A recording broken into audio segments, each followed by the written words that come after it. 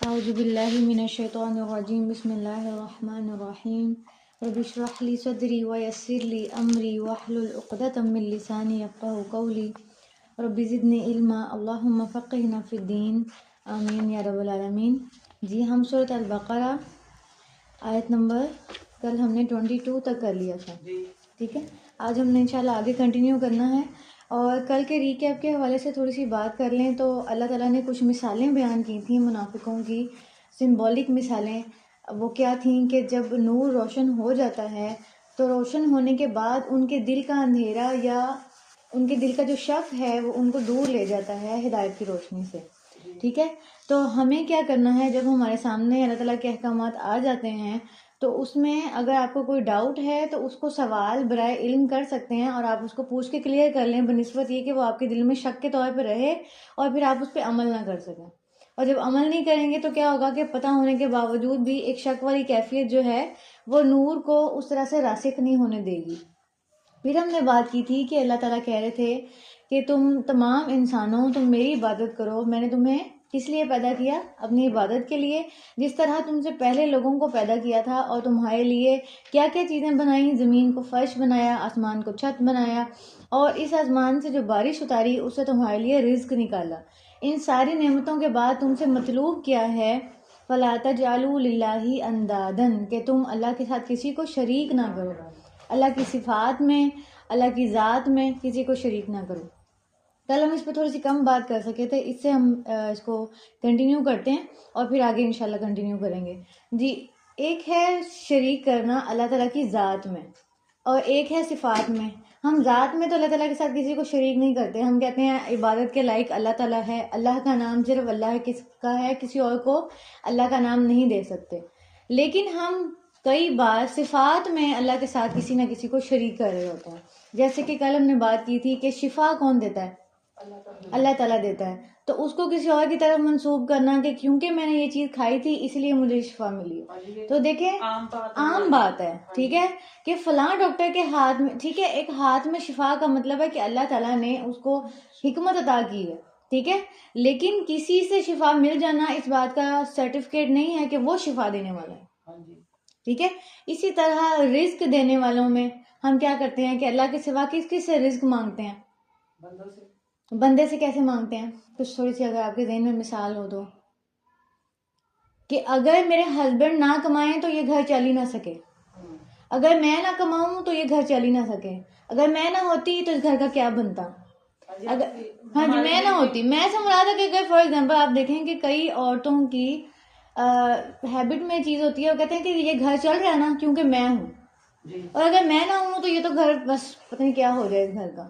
تو آپ دیکھیں کہ کئی دفعہ چھوٹے بچوں کی مائیں ان کو چھوڑ کے دنیا سے چلی جاتی ہیں، ان کو کون پالتا ہے؟ اسباب تو اللہ تعالیٰ بناتے ہیں، لیکن ان کو اصل میں کون ٹیک کیئر کر رہا ہوتا ہے؟ اللہ تعالیٰ۔ تو اپنی ہر چیز میں، صفات میں اللہ تعالیٰ کو سب سے پہلے رکھیں کہ اللہ تعالیٰ آپ پرووائڈر ہیں، آپ یہ ہمت مجھے دے رہے ہیں تو میں اس گھر کی کیئر ٹیک کر رہی ہوں، اور اگر آپ مجھے وہ ہمت نہ دیں، فار ایگزامپل آپ بیمار ہو کے بستر پہ پڑ جائیں، پھر وہ کہاں جائے وہ بات کہ میں ہوں تو یہ گھر سنبھلتا ہے ورنہ نہیں، اور جیسا میں پکاتی ہوں ویسا تو کوئی نہیں کر سکتا۔ تو یہ ساری چیزیں نا ایسے لگتا ہے کہ سیلف پرائڈ کو اتنا اوپر لے جاتی ہیں کہ ہم اللہ تعالیٰ کی ذات کو نیچے لے جاتے ہیں اور اپنے سے چیزیں کو جوڑ لیتے ہیں، کہ جیسا ٹھیک ہے ایک چیز ہے کہ جو آپ بہترین کرتے ہیں، جیسے اپنے بچے کو کون زیادہ سمجھتا ہے؟ اس کی ماں ہی سمجھتی ہے، لیکن کئی بار وہ مائیں ہی دنیا سے چلی جاتی ہیں یا بچے ہی چلے جاتے ہیں، تو کیا زندگی رک جاتی ہے؟ اس وقت کون اس چیز کو، گاڑی کو لے کے چلا رہا ہوتا ہے؟ اللہ تعالیٰ نے وہ چیز لکھی ایسی ہوتی ہے، وہ چل رہی ہوتی ہے، ٹھیک ہے۔ تو کبھی بھی اللہ کے مقابلے میں اپنی ذات کو لے کے آنا یا کسی اور کو لے کے آنا کہ یہ ہے تو سارا کچھ ہو رہا ہے۔ اگر آپ کے ہسبینڈ کی وجہ سے گھر میں رزق آ رہا ہے یا آپ کے باپ کی وجہ سے گھر میں رزق آ رہا ہے تو ان کو پرووائڈ کون کر رہا ہے؟ اللہ تعالیٰ کر رہا ہے نا۔ تو آپ نے ان کا بھی ذہن اسی سمت میں ڈالنا ہے کہ اللہ تعالیٰ آپ کو پرووائڈ کر رہا ہے ہماری خاطر، اللہ تعالیٰ آپ کو صحت دے تاکہ آپ کی وجہ سے ہمیں رزق ملتا ہے، یعنی کہ رزق سے مراد یہ ہے کہ آپ ان کو اکنالج کریں، یہ نہیں کہ بالکل ان کو کہیں کہ اللہ ہمیں دے رہا ہے آپ کیا دے رہے ہیں، نہیں، اکنالج کرنا ہے۔ کیوں؟ کیونکہ وہ اس کا سبب بنا ہے۔ جس طرح ہم ڈاکٹر کو اکنالج کرتے ہیں کہ تھینک یو ڈاکٹر، آپ نے جو ہے وہ اتنی محنت کی، محنت کرتا ہے نا وہ، تبھی تو وہ آپریشن سکسیسفل ہوتا ہے، فرشتے تو آ کے آپریشن نہیں کر رہے، انسان ہی کر رہے ہیں۔ تو ایکنالج کرنا ہے، لیکن پیچھے جو پرووائڈر ہے اس کو یاد رکھنا ہے. جس میں ہم نے کل کہا تھا کہ جب ہمیں سب سے پہلے مدد چاہیے ہوگی تو ہم نے انسانوں کو بعد میں یاد کرنا ہے، پہلے اللہ کو یاد کرنا ہے. جب ہمیں کوئی تکلیف پہنچتی تو ہم کیا کہتے ہیں؟ ہائے امی، ہائے ابا، ہائے میری بہن، ہائے میرے شوہر، ہائے ہائے کر کے ہم کسی انسان کے پاس جاتے ہیں. وہ بعد میں جائیں، پہلے اللہ کے پاس جائیں کہ اللہ تعالیٰ مجھے یہ تکلیف پہنچی، اللہ تعالیٰ مجھے یہ مسئلہ ہو گیا، اللہ تعالیٰ مجھے یہ چیز چاہیے، اللہ مجھے اس چیز میں فار ایگزامپل آپ کی مدد چاہیے، مجھے پیپرز میں، مجھے اولاد کی تربیت میں، مجھے کسی بھی چیز میں. وسائل پھر کوئی بھی بنے، چاہے وہ کوئی موٹیویشن لیکچر ہی کیوں نہ آپ کو سن لیا جس سے آپ کو پتہ چل جائے کہ اچھا ایسے کرنا تھا، لیکن وہ سبب تو بعد میں بنا. پہلے کس نے آپ تک وہ چیز پہنچائی؟ اللہ تعالیٰ نے. ٹھیک ہے، تو اندازہ نے کتنی گہری چیز ہے کہ اللہ کے ساتھ نہ ذات میں کسی کو شریک کرنا ہے اور نہ ہی صفات میں کسی کو شریک کرنا ہے. جی اسباب کے بغیر بھی تو اللہ تعالیٰ مدد کرتے ہیں. جی اسباب کے بغیر بھی اللہ تعالیٰ مدد کرتے ہیں. جیسے کہ آپ کے مطلب ذہن میں کوئی مثال نہیں، میں یہ پوچھنا چاہ رہی ہوں آپ ہاں سے. جی پچھلی قوموں کے لیے ڈائریکٹ ہی مدد ہوتی تھی، ہوں ان کے لیے تو کبھی بھی وہ ایسے نہیں ہوتا تھا، ہاں جی اسباب والا معاملہ نہیں تھا. ہاں جی، تو امت محمدی پہ آ کے ڈائریکٹ مدد. کیونکہ وہاں پہ انبیاء ڈائریکٹ موجود تھے نا. کیونکہ ہم جو قصے پڑھتے ہیں اس میں ڈائریکٹ نبی انوالو تھا، تو نبی کی ڈائریکٹ مدد کی جاتی تھی کیونکہ اس کے ساتھ فرشتے انوالوڈ ہوتے تھے. اور پھر ان جو قومیں ہیں ان کو الٹیمیٹم دے دیا جاتا تھا. جیسے آپ نے یونس علیہ السلام کی قوم کے بارے میں آگے جا کے پڑھیں گے، شاید آپ نے سنا ہو کہ یونس علیہ السلام کو مچھلی کھا گئی تھی نا، کیونکہ انہوں نے اس الٹیمیٹم کو پورا نہیں کیا تھا. اللہ تعالیٰ نے 3 دن کی مہلت دی تھی، تو وہ 3 دن سے پہلے اس بستی سے نکل گئے تھے کہ یہ لوگ نہیں سدھرنے کے. ٹھیک ہے، تو اب کیا ہوا کہ اللہ تعالیٰ نے ان کو مہلت دے دی، ان کا عذاب ٹل گیا کیونکہ ان کا نبی ان میں تھا ہی نہیں. تو ڈائریکٹ ایک عذاب آنا تھا، عذاب بھی تو ڈائریکٹ آتا ہے نا، پھر مدد ڈائریکٹ آتی ہے. تو یہاں دیکھیں عذاب ڈائریکٹ نہیں آ رہا، یہاں پہ اتنی ہاں جی ڈھیل آزمائش دے کے اس چیز کو صاف کر کے انسان صدقہ کر دیتا ہے، بلا ٹل جاتی ہے. ہر چیز پہ ڈائریکٹ عذاب نہیں آ رہا. ٹھیک ہے، وہاں پہ کیا تھا کہ اب نہیں کیا تو بس ختم ہو، تم سارے کے سارے ختم ہو.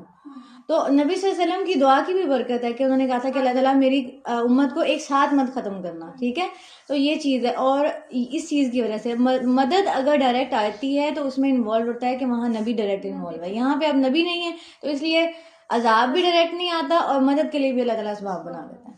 ٹھیک ہے، چلیں اسی کو آگے انشاءاللہ کنٹینیو کرتے ہیں. پھر بھی اگر کوئی سوال ہوا تو آپ اینڈ میں پوچھ سکتے ہیں. اعوذ باللہ من الشیطان الرجیم، بسم اللہ الرحمن الرحیم، رب اشرح لی صدری ویسر لی امری واحلل عقدۃ من لسانی یفقہوا قولی.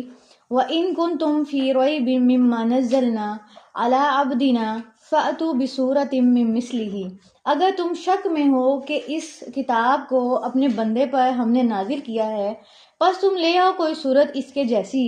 فَتَعُوا شُهَدَاءَكُم مِّن دُونِ اللَّهِ إِن كُنتُمْ صَادِقِينَ. اور تم اپنے گواہوں کو بھی اللہ کے سوا بلا لو اگر ہو تم سچے. آپ نبی صلی اللہ علیہ وسلم پر ایمان نہ لانے والے اگر قرآن کی وجہ سے شک میں پڑے ہوئے ہیں کہ یہ کس طرح سے نازل ہو سکتا ہے کہ نبی صلی اللہ علیہ وسلم تو ان پڑھ تھے، امی تھے، تو یہ ایک معجزہ تھا کہ اللہ تعالیٰ نے ان پر قرآن مجید کی آیات اتاری. یہ ہم نے الف لام میم پہلے دن اس چیز کو پڑھا تھا، گائیڈ کیا تھا میں نے آپ لوگوں کو کہ عربی ٹیکسٹ میں بات کرنا، کیونکہ وہ خود ہی عربی تھے، لیکن جب انہوں نے الف لام میم پڑھا تو سب حیرت میں رہ گئے کہ اس ایک ان پڑھ شخص کو الفاظ کیسے آ سکتے ہیں، حروف کیسے آ سکتے ہیں کہ الف کون ہے، لام کون ہے، میم کون ہے.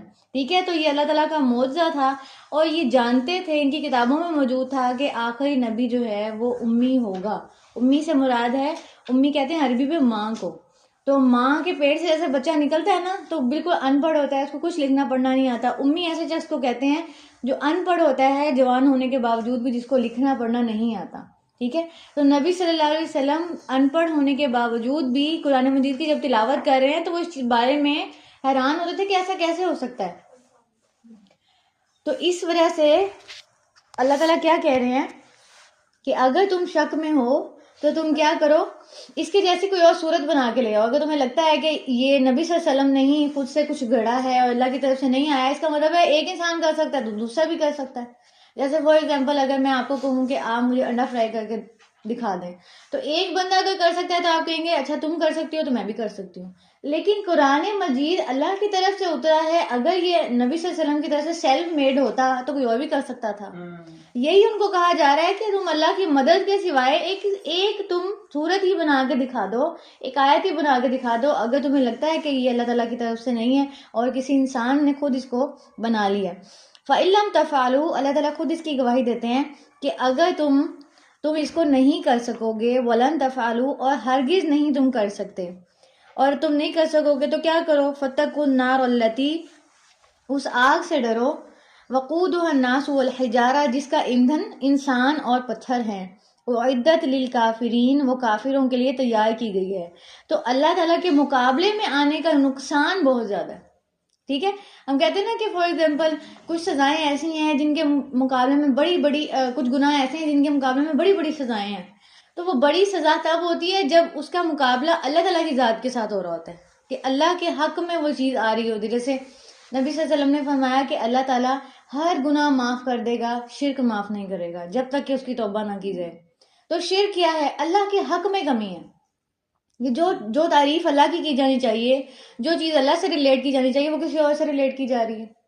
ٹھیک ہے، جیسے فار ایگزامپل اگر ہسبینڈ جو ہے وہ بیوی کو حق دینے کی بجائے وہی حق کسی اور کو دے دے جو اس کی بیوی نہیں رکھتی، تو کیا کہا جائے گا کہ اس کا حق تم کسی اور کو دے رہے ہو.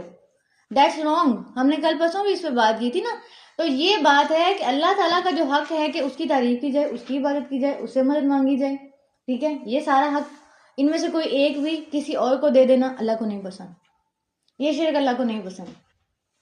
تو شرک جو ہے وہ قابل معافی نہیں ہے. اس لیے اللہ کے مقابلے میں آنے پہ کیا ہے؟ اللہ تعالیٰ کہہ رہے ہیں ڈر جاؤ اس آگ سے. فَاتَّقُوا النَّارَ الَّتِي، اور آپ دیکھیں کہ جو آگ انسان کے ساتھ ساتھ پتھر کو بھی کھا جائے وہ کتنی اسٹرانگ ہوگی. آپ دیکھیں کہ کسی پتھر کو پگھلانے کے لیے کتنے فورن ہائٹ ٹمپریچر چاہیے ہوتا ہے. سمپل ایسے آپ رکھتے ہیں، فار ایگزامپل اینٹ رکھتے ہیں اس کے اوپر، چولہے کے اوپر، تو وہ پک جاتی ہے.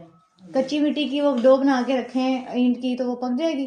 تو کتنے فورن ہائٹ چاہیے ہوگا پکنے کے لیے، اور کتنے فورن ہائٹ چاہیے ہوگا اس کو جلنے کے لیے. تو انسان کا اس میں کیا بنے گا؟ فَاتَّقُوا النَّارَ الَّتِي وَقُودُهَا النَّاسُ وَالْحِجَارَةُ أُعِدَّتْ لِلْكَافِرِينَ. اللہم انی اعوذ بک من ذالک، اللہ تعالیٰ ہمیں آگ سے محفوظ رکھے. وبشر الذین آمنوا، اور خوشخبری دے دیجئے ان کو جو ایمان لائے. وعملوا الصالحات، اور انہوں نے عمل کیے نیک. ان لہم جنات تجری من تحتها الانہار، کہ ان کے لیے باغات ہیں جن کے نیچے نہریں بہتی ہیں. تو اگر امیجن میں لے کے آئیں دونوں چیزوں کے مقابلے میں، ہمیں آگ میں جانا پسند ہے یا ہمیں ان باغوں میں جانا پسند ہے جن کے نیچے نہریں بہ رہی ہیں؟ عام انسان کبھی بھی اپنے آپ کو تکلیف میں ڈالنے کی نہیں سوچتا، تو پھر کام بھی وہ نہیں کرنے کہ جو آپ کو تکلیف میں ڈالیں، یعنی کہ اللہ کے مقابلے میں آ کے، اللہ کی نافرمانی میں آ کے. ان کے لیے کیا کیا ہے؟ کلما رزقوا منها من ثمرۃ رزقا قالوا هذا الذي رزقنا من قبل، جب کبھی وہ دیے جائیں گے ان میں سے کوئی پھل، یعنی جنت میں جب وہ پھل دیے جائیں گے رزق کے طور پہ، تو وہ کیا کہیں گے؟ یہ تو ہم اس سے پہلے بھی دیے گئے تھے. وَأُتُوا بِهِ مُتَشَابِهًا، اور وہ دیے جائیں گے اس سے ملتے جلتے. یعنی جنت میں جو پھل ہوں گے نا وہ تقریباً دنیا جیسے ہی ہوں گے، لیکن ان کی کیفیت اور حیت بالکل بدل جائے گی. آپ اس کو اس طرح سے سوچیں کہ آج کے شادی کا بعد میں قربانی آتی ہے، قربانی، اور کبھی آپ ناردرن ایریاز میں جائیں یا کبھی آپ وہاں کی فوٹوز دیکھیں کہ وہاں پہ جو قربانی اور آڑو کا سائز ہے وہ کتنا ہوتا ہے. قربانی ایسا ہوتا ہے جیسے آڑو ہوتی ہے، اتنی بڑی قربانی ہوتی ہے. تو یہ تو صرف پاکستان کی بات ہے، یہ تو صرف دنیا کی بات ہے. تو آپ یہ دیکھیں کہ جب اس کا ذائقہ اور اس کا سائز اور اس کی خوبصورتی اس دنیا میں ہی اتنی ویریئنٹ ہے، تو جنت میں کیسی ہوگی؟ کہ اللہ تعالیٰ جو ہیں جب ان کو وہاں پہ رزق دیا جائے گا تو وہ کہیں گے یہ تو ہم اس سے پہلے بھی دے، یعنی کہ ان کو شکل سے لگے گا کہ ہم نے کھائی ہوئی ہے، لیکن وہ نہیں ہوگی. وَأُتُوا بِهِ مُتَشَابِهًا، وہ اس سے ملتا جلتا دیے گئے تھے دنیا میں، سیم وہ چیز تو دنیا میں آ ہی نہیں سکتی. ٹھیک ہے، تو یہ جو ہے اس کے بارے میں انشاءاللہ جنت کی احادیث بھی آپ کو سناؤں گی جن میں ان کے پھلوں کا ذکر ملتا ہے. اور ان کے لیے اور کیا ہوگا؟ وَلَهُمْ فِيهَا أَزْوَاجٌ مُطَهَّرَةٌ، اور ان کے لیے پاکیزہ بیویاں ہوں گی وہاں پہ.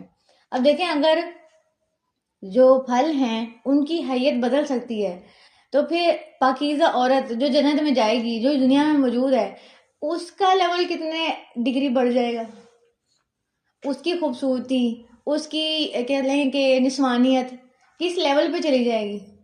اس دنیا میں عورتوں کو سب سے زیادہ کیا چیز ہوتی ہے؟ ہم ہمیشہ جوان رہیں اور رنکلز نہ پڑیں اور ایسے نہ ہو اور فائن لائن کی کریم استعمال کریں, کولیجن پی رہے ہیں, پتہ نہیں کیا کیا کر رہے ہیں, ہے نا. تو آپ دیکھ پھر بھی وہ پکڑی نہیں جاتی. کتنی کو پکڑ لیں گے؟ 10 سال پکڑ لیں گے, 12 سال پکڑ لیں گے, اس سے زیادہ نہیں پکڑی جاتی. تو یہاں پہ کہا جا رہا ہے کہ ان کے لیے پاکیزہ بیویاں ہوں گی. اور پھر آپ یہ دیکھیں کہ خاص طور پہ جس صفت کی یہاں بات کی جا رہی ہے وہ پاکیزگی ہے. اگر جنتی عورتیں پاکیزہ ہیں تو ہم اپنی پاکیزگی کا کتنا خیال رکھتے ہیں, ہمیں یہ سوچنا چاہیے. ہم یہ چیز تھوڑا سا کرتے ہیں نا کہ اللہ تعالیٰ ہمیں بھی جنت میں لے کے جائیں. اور آپ کو پتا نا کہ دنیا کی جو عورت ہے اس کا جو مقابلہ ہے وہ جنت کی حور سے نہیں ہے. ٹھیک ہے, یعنی جنت کی حور تو رہی جنت میں ہے, پیدا ہی اللہ نے وہاں پہ کی ہے. دنیا کی عورت نے ہر طرح کی نافرمانی کے باوجود اللہ کی اطاعت کی ہے, اس کا رتبہ زیادہ ہے. نبی صلی اللہ علیہ وسلم نے فرمایا کہ اگر جنتی عورت اپنے دوپٹے کا پلہ دنیا میں لہرا دے تو دنیا میں جو کچھ ہے یعنی زمین و آسمان روشن ہو جائیں. یعنی اتنی اس کی لائٹ ہے. آپ دیکھیں جیسے سورج نکلتا ہے پوری دنیا کو روشن کرتا ہے نا, تو سورج کی کتنی لائٹ ہے, ایک جنتی عورت کے دوپٹے کی اتنی لائٹ ہوگی, مطلب اس کی چمک. ہمیں اب آپ دیکھیں کہ یہاں پہ کیا ہے, صرف تھوڑا سا صبر کرنا ہے, صرف تھوڑا سا زبان کو روکنا ہے, صرف تھوڑا سا اپنے آپ کو کنٹرول کرنا ہے. جہاں جہاں پہ اللہ تعالیٰ نے حد لگا دی ہے وہاں پہ آپ کنٹرول کر لیں گے تو اللہ تعالیٰ کتنا بڑا درجہ دے رہے ہیں. وَلَهُمْ فِيهَا أَزْوَاجٌ مُطَهَّرَةٌ, ان کے لیے وہاں پاکیزہ بیویاں ہیں. مردوں کے لیے تو پاکیزہ بیویاں اور عورتوں کے لیے کیا ہے تو بتایا ہی نہیں ہے. تو عورتوں کے لیے سرپرائز ہے, کیونکہ مردوں کی اللہ تعالیٰ کو پتا نا کہ ان کی ایک خوشی, ان کی ایک کمزوری کہاں ہے. ہاں جی, لیکن عورتوں کی آپ دیکھیں کہ عورتوں کا استاد نعمان علی خان سے کسی نے پوچھا تھا کہ جنت میں عورتوں کے بارے میں نہیں آتا کہ ان کے لیے یہ ہے, مردوں کے لیے تو بہت آتا ہے. تو انہوں نے کہا کہ مردوں کے لیے تو ان کو اللہ تعالیٰ نے ایک اسپیسیفک چیز ان کو پتا ہے کہ ان کی خوشی وہی ہوتی ہے, لیکن عورتوں میں نا عورتیں بہت ڈفرینٹ ہوتی ہیں. کوئی جو ہے وہ بزنس کا شوق رکھتی ہے, کوئی جو ہے وہ اسپورٹس کا شوق رکھتی ہے, کوئی پڑھنے کا شوق رکھتی ہے. بہت ویریئنٹ ہیں ہم عورتیں, تو اس لیے سب کے لیے ایک چیز نہیں رکھی, سب کے لیے مختلف سرپرائز. اب آپ کے لیے کیا ہے؟ ٹھیک ہے, عورت پہ ہی چھوڑ دیا جائے, عورت پہ ہی چھوڑ دیا جائے, ہم نہیں جانتے. وہ کر لے. چاہنے کو تو اللہ تعالیٰ یہ بھی کہتا ہے نا کہ قرآن مجید میں آتا ہے کہ ان کے لیے وہاں پہ وہ ہوگا جن سے ان کی آنکھیں ٹھنڈی ہو جائیں گی.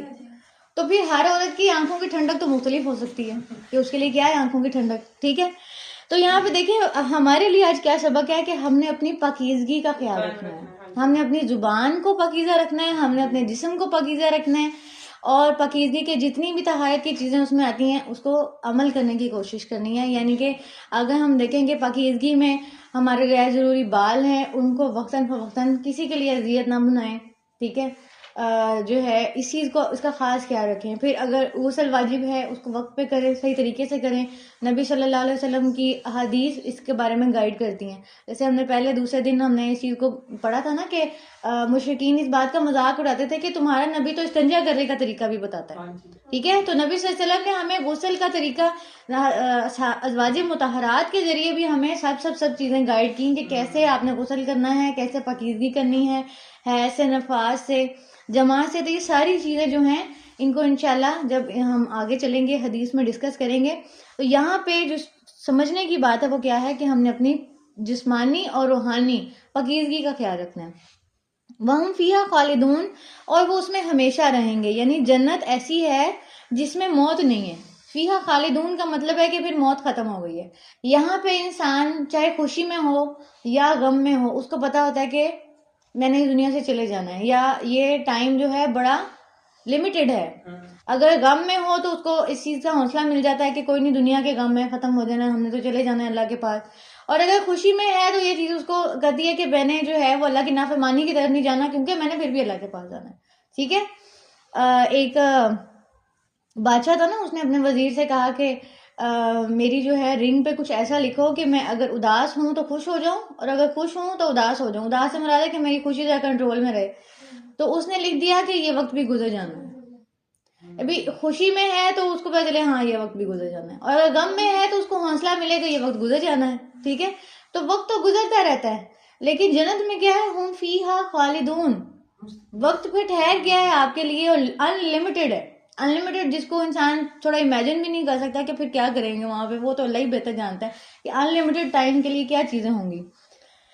اچھا جی، ان ساری چیزوں کے باوجود بھی، ان ساری خوشخبریوں کے باوجود بھی کچھ لوگ ایسے ہیں جو اللہ تعالیٰ کے احکامات پہ اعتراض کرتے ہیں. ان اللہ لا یستحی ان یضرب مثلا ما بعوضۃ فما فوقها، بے شک اللہ حیا نہیں کرتا کہ وہ بیان کرے کوئی مثال، خواہ وہ مادہ مچھر کی ہو یا جو اس کے اوپر ہے. فَأَمَّا الَّذِينَ آمَنُوا، تو رہے وہ جو ایمان لائے، فَيَعْلَمُونَ أَنَّهُ الْحَقُّ مِن رَبِّهِمْ، کہ پس وہ علم رکھتے ہیں کہ بے شک وہ ان کے رب کی طرف سے حق ہے. وَأَمَّا الَّذِينَ كَفَرُوا، اور جو جنہوں نے کفر کیا، فَيَقُولُونَ مَاذَا أَرَادَ اللَّهُ بِهَذَا مَثَلًا، وہ کہتے ہیں اس مثال سے اللہ کا کیا ارادہ ہے، اللہ تعالیٰ سے کیا، کیوں، مقصد کیا ہے اس مثال کا قرآن میں آنے کا. یضل بہ کثیرا ویہدی بہ کثیرا، اسی سے اللہ بہت سو کو گمراہ کرتا ہے اور اسی سے اللہ بہت سو کو ہدایت دیتا ہے. وما یضل بہ الا الفاسقین، اور نہیں وہ گمراہ کرتا مگر اس کے ساتھ صرف فاسقوں کو. اب اس آیت کو تھوڑا سا سمجھ لیتے ہیں، اس میں کیا بات ہو رہی ہے. اللہ تعالیٰ حیا نہیں فرماتا علم کی بات بتانے سے. اسی طرح اس سے ہمیں یہ پتہ چلتا ہے کہ اللہ تعالیٰ حیا نہیں فرماتا تو ہمیں بھی علم کے معاملے میں حیا نہیں کرنی چاہیے. یہاں یعنی جہاں پہ بھی پیچھے بات ہوئی تو ہم کہیں کہ اچھا میں کیسے پوچھوں کہ غسل کیسے کرتے ہیں، اچھا میں یہ کیسے پوچھوں، تو علم کے معاملے میں حیا نہیں کرنی. حیا علم کو روک لیتی ہے، ٹھیک ہے. حیا ان معاملوں میں کریں جہاں پہ حیا کرنی چاہیے. تو عورت جو ہے جس کو حیا کا پیکر کہا جاتا ہے، عورت حیا والی ہو ایک اس درجے میں جہاں پہ اس کو حیا کرنے کا کہا گیا. لیکن جہاں پہ علم کا معاملہ ہے، جاننے کا معاملہ ہے، سکھانے کا معاملہ ہے، وہاں پہ حیا کی وجہ سے، شرم کی وجہ سے بات نہ کر پانا، بات نہ لے پانا. اس میں نبی صلی اللہ علیہ وسلم نے انصاری عورتوں کی بہت تعریف کی. انصاری عورتوں کے بارے میں نبی صلی اللہ علیہ وسلم نے فرمایا کہ انصاری عورتیں بہترین عورتیں ہیں جو علم کے معاملے میں حیا نہیں کرتی. نبی صلی اللہ علیہ وسلم سے آ کے مسئلے پوچھتی تھیں تو صحابہ کئی دفعہ جھینپ جاتے تھے کہ یہ کیا پوچھ لیا انہوں نے. اکثر پوچھتی تھی نا حضرت ام سلمہ جو تھیں، تو انہوں نے ایک دفعہ، ایک بچہ تھا تو اس کی شکل جیسے ہمارے بچوں کی شکل کبھی باپ سے متشابہ ہوتی ہے، کبھی ماں سے متشابہ ہوتی ہے. تو نبی صلی اللہ علیہ وسلم نے فرمایا کہ جس کا پانی غالب آ جاتا ہے بچہ اس پہ چلا جاتا ہے. تو حضرت حضرت ام سلمہ جو ہے نا وہ شرما گئیں کہ نبی صلی اللہ علیہ وسلم عورت کا بھی پانی ہوتا ہے.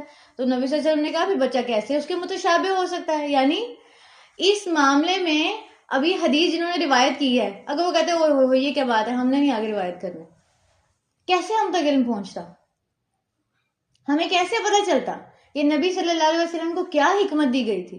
نبی صلی اللہ علیہ وسلم نے کوئی سائنس تو نہیں پڑھی تھی تو آج کے دور سے ریلیٹ کرتے کہ جی سیمن ہوتا ہے اور کیا ہوتا ہے اور کیا کیا نہیں ہوتا. ان کو اللہ کی طرف سے دی گئی کہ ہاں جی ہوتا ہے. اللہ تعالیٰ کی طرف سے تعلیمات دی جاتی تھی. حضرت جبرائیل علیہ السلام وحی مطلوع، یاد ہے وحی مطلوع جس کی تلاوت کی جاتی ہے قرآن کی شکل میں، اور وحی غیر مطلوع جس کی تلاوت نہیں کی جاتی یعنی حدیث کی شکل میں نبی صلی اللہ علیہ وسلم کو دی گئی. بہت ساری چیزیں وہی تعلیمات ہم تک پہنچیں، اور اگر وہ ہم تک نہ پہنچاتے اور شرم میں ہی رہ جاتے، جیسے ہم اپنی بچیوں کو شادی سے پہلے کچھ نہیں بتاتے، شرم ہو شرمی، او ہو میں کیا بتاؤں، او ہو، تو کون گائیڈ کرے گا پھر؟ ان کو یوٹیوب گائیڈ کرے گا؟ ان کو کیا ان کی کوئی دوستیں گائیڈ کریں گی آگے؟ یہ چیز دیکھیں، آج کی بچیوں کو کوئی مسائل نہیں پتا، کچھ بھی نہیں پتا، اور شادیاں کر دیتے ہیں، ان کو کچھ بھی نہیں پتا ہوتا. پھر وہ بیچاریاں سمجھ نہیں آ رہی ہوتی ان کو ہم نے اس سچویشن میں کیا کرنا ہے، اب ہم نے کیا کرنا ہے، اب ہم نے کیا کرنا ہے. پھر وہ یوٹیوب کھالنے لگتی ہیں یا باہر کے اسکالرز کو دیکھتی ہیں اور ان کو اسلامکلی کوئی گائیڈ نہیں کر رہا ہوتا. یہ ساری چیزیں جب ینگ ہو جائیں آپ کی بچیاں، ان کی 13-14 ایج ہو گئی ہے، ان کو گائیڈ کریں، ان کو حیض کے بارے میں گائیڈ کریں. جب شادیاں کریں ان کو ساری مسائل سے گائیڈ کر کے بھیجیں. کس سے جا کے وہ پوچھیں گی؟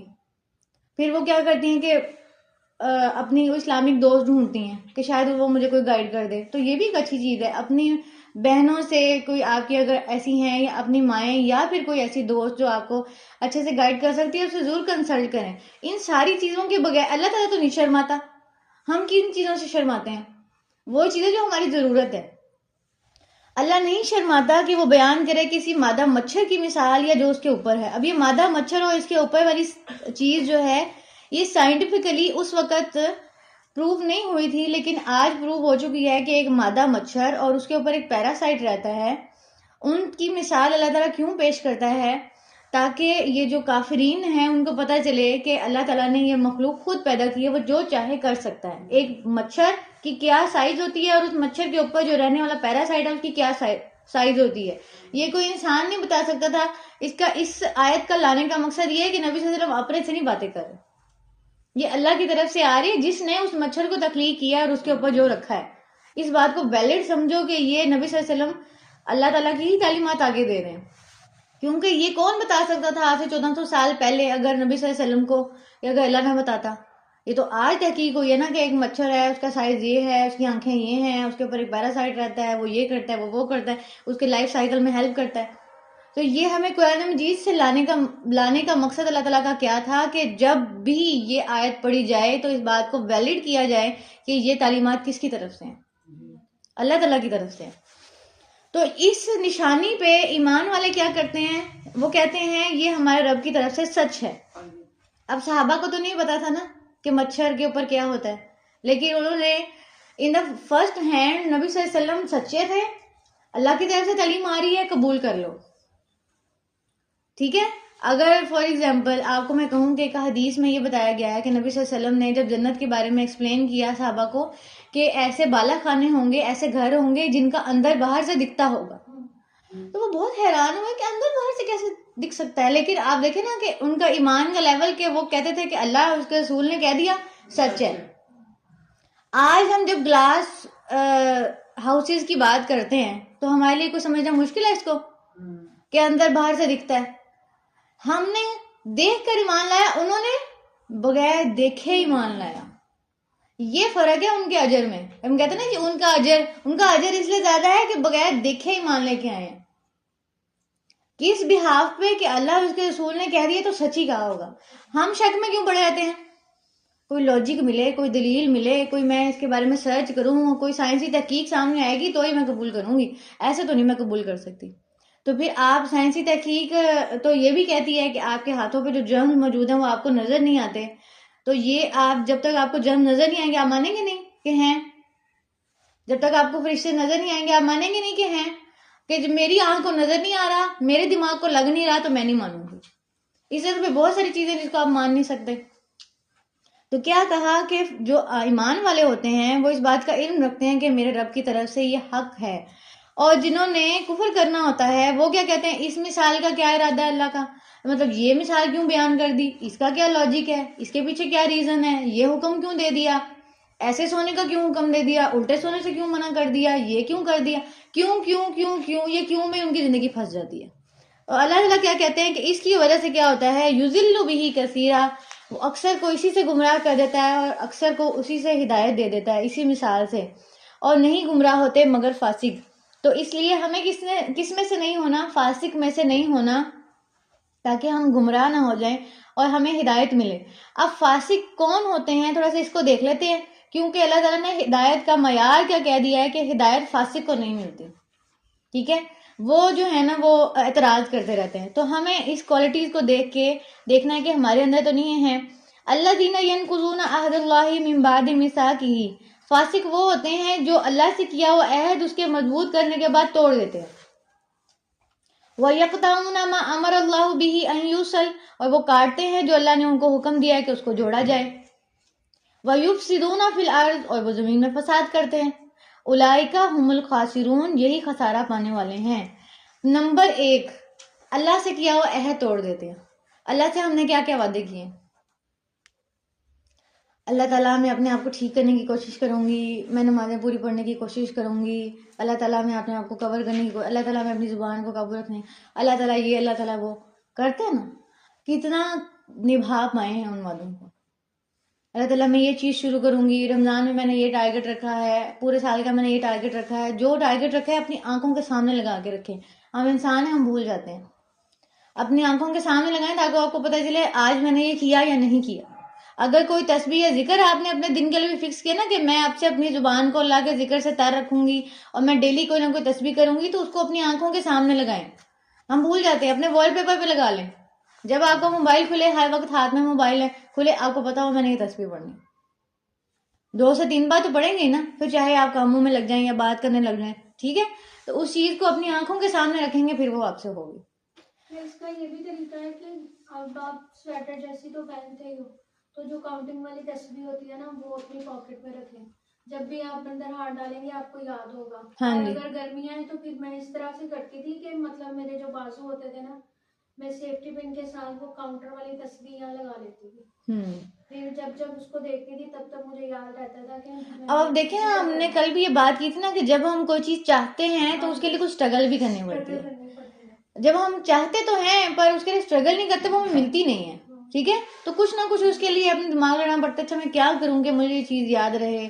اگر میں نے ٹائم مینیج کرنا ہے تو مجھے کیا کرنا پڑے گا؟ اپنی نیند کم کرنی پڑے گی. کہاں پہ جگہ ہے میرے پاس ٹائم اسپیس ہے، میں وہ کام اس ٹائم میں کر لوں، پھر میرا یہ کام سیدھا ہو جائے گا. یعنی کہ اس طرح سے اپنے آپ کو کرنا پڑتا ہے مینیج. دوسرا کیا ہے کہ جو فاسق ہوتے ہیں وہ کیا کرتے ہیں؟ رشتوں کو کاٹتے ہیں. وَيَقْطَعُونَ مَا أَمَرَ اللَّهُ بِهِ أَن يُوصَلَ، کہ وہ کاٹتے ہیں جو اللہ نے ان کو جوڑنے کا حکم دیا ہے. تو یہ کس کو جوڑنے کا حکم دیا ہے؟ رشتوں کو. اللہ تعالیٰ کے بتائے ہوئے رشتے یا اللہ تعالیٰ کے بنائے ہوئے رشتوں کو کاٹتے ہیں. نبی صلی اللہ علیہ وسلم نے فرمایا کہ جنت میں کوئی بھی قطع رحمی کرنے والا نہیں جائے گا. کوئی بھی ایسا شخص جو رشتوں کو کاٹ دیتا ہے، توڑ دیتا ہے اور یہ کہہ دیتا ہے کہ آج سے میرا تمہارا ختم ہے، آج سے تم میرے گھر نہ آنا، آج سے تم میری شکل نہ دیکھنا، میرے مرے پہ بھی نہ آنا، یہ کرنا وہ کرنا، یہ سب قطع رحمی کی شکلیں ہیں. اور ان سب کو کرنے والے پھر ہدایت نہیں پاتے، فاسق میں سے ہو جاتے ہیں. اور پھر جنت کے بارے میں دیکھیں کہ نبی صلی اللہ علیہ وسلم نے اتنی بڑی بات کہہ دی وہ جنت میں نہیں جائے گا. تو اس رمضان کو اپنے لیے موٹیویشن بنائیں. جو ناراض رشتے دار ہیں ان کو منائیں. اگر وہ آپ پہ دروازہ بند کر دیں تو آپ اللہ کے آگے جواب دہ نہیں ہوں گے. آپ نے کوشش کی.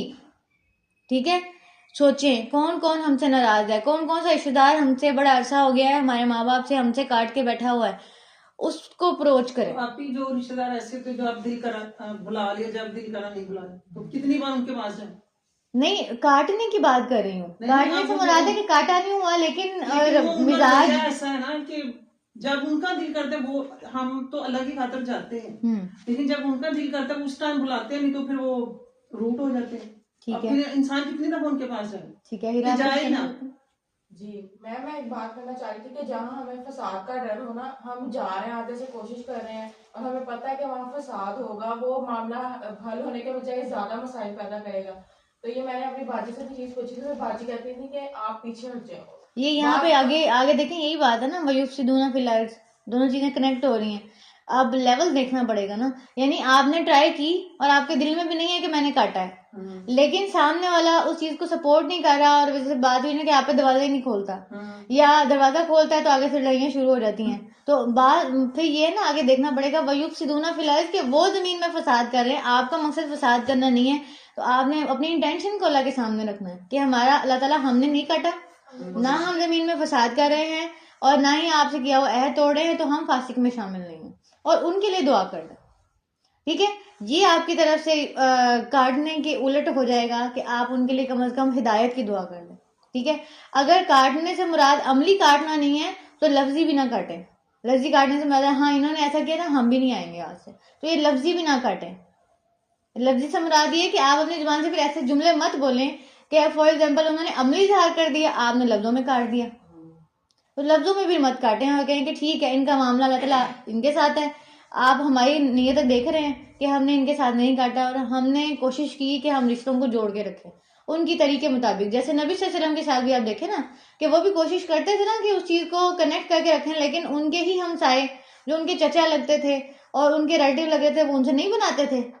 تو پیچھے پیچھے جانا مقصد نہیں ہے، یہ بتانا مقصد نہیں ہے کہ ان کے پیچھے پیچھے جائیں. تو نبی صلی اللہ علیہ وسلم بھی ان کے پیچھے پیچھے تو نہیں گئے نا، لیکن جہاں موقع آیا ان کو معاف کرنے کا، جہاں وہ آپ کے پاس سرنڈر کر کے آئے وہاں پہ اپنی اکڑ نہیں دکھانی پہ کہ اب تم آئے ہو میرے پاس، یاد نہیں ہے تمہیں اپنا ٹائم، وہاں پہ اکڑ نہیں دکھا سکتے آپ. کہ اگر آپ نے نہیں کاٹا تھا اور آپ کے دل میں انٹینشن کاٹنے کی نہیں تھی تو وہاں پہ پھر آپ کو اپنی عاجزی دکھانی ہے. یوسف علیہ السلام یاد ہے نا، ان کے بھائی آئے تو انہوں نے کیا کہا اب آئے ہو؟ نہیں، ٹھیک ہے معاف کیا. اور نبی صلی اللہ علیہ وسلم نے بھی یہی کیا، لا تثریب علیکم اليوم، فتح مکہ کے دن اس کو بھی معاف کر دیا جو ان کے چچا کے قاتل تھے، ان کو بھی معاف کر دیا جنہوں نے ان کو تکلیفیں دی تھیں. تو بات یہ ہے کہ جب وہ کاٹ رہے ہیں آپ نہیں کاٹ رہے، جب وہ سرنڈر ہو کے آتے ہیں تب آپ کا کیا رویہ؟ تب تو نہیں آپ کاٹنے والی صورتیں کرتے. ہم نے کوئی رشتے دار فار ایگزامپل بھولا بسرا کوئی فون ہی کر لیتا ہے تو ہم اس کو آگے سے کیا کہتے ہیں, آ گئی ساری یاد, ہماری یاد آ گئی ہے, ٹھیک ہے. وہ اگلے بندے کو ایک ٹونٹ ہوتا ہے کہ دوبارہ نہ کرنا یہ یاد. ویلکم کیا کرے اگلے بندے کو کہ ماشاء اچھا آپ کافی عرصے سے مصروف تھے, کب بڑا اچھا ہوا آپ سے بات نہیں ہوئی, کہاں مصروف رہتے ہو, ایسے کر کے بھی کہہ سکتے ہیں نا. نہیں جی, ہم ان کو ایسا ٹونٹ مارتے ہیں اگلی دفعہ کرے نا وہ ہمیں فون. نبی صلی اللہ علیہ وسلم سے ہر طرح کی گائیڈ لائن مل جائے گی. ہمارے جتنے بھی سوال ہیں کہ نبی صلی اللہ علیہ وسلم ایسے لوگوں کے ساتھ کیا کیا کرتے تھے.